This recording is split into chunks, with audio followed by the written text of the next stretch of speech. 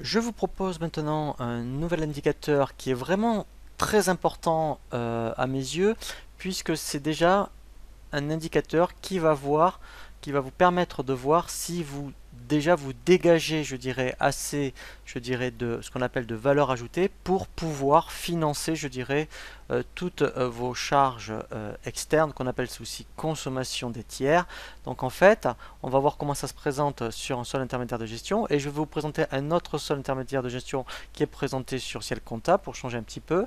Donc la valeur ajoutée, c'est quoi? C'est la marge commerciale plus la production de l'entreprise. Donc on a vu que la production de l'entreprise, alors on est soit en marge commerciale, soit en production d'entreprise, soit les deux si admettons on fait du négoce et de la formation, moins la consommation en provenance des tiers. C'est-à-dire que en fait, vous voyez, au niveau comptable, ce sont donc tous les comptes, je dirais 607 moins tout ce qui est remise, mais vous voyez, c'est surtout les 61 et 62.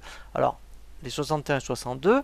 Donc là, je vous invite vraiment à consulter la formation vidéo sur les enregistrements comptables.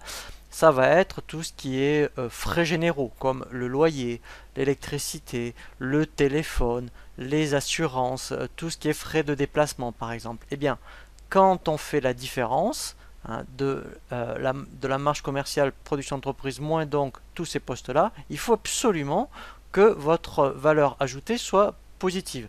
Et là, déjà, vous allez voir que sur le seul intermédiaire de gestion, on ne parle pas des salaires. Mais déjà, il faut voir que déjà cet indicateur-là soit positif. Alors, concrètement, comment ça se présente sur un SIG? Voilà, donc là, je vous ai pris un autre tableau de SIG qui est proposé sur Ciel Compta. Donc, vous voyez, pour vous montrer un petit peu les différences.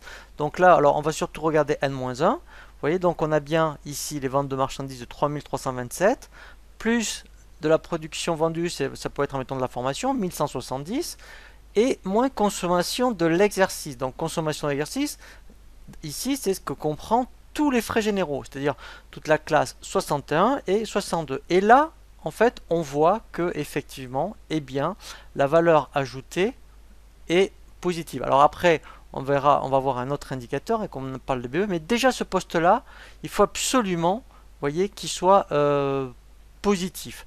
Voilà, parce qu'au moins ça veut dire que vous créez déjà de la richesse et voir si après cette richesse dégagée, eh bien, permet de financer, on va dire, les autres postes comptables.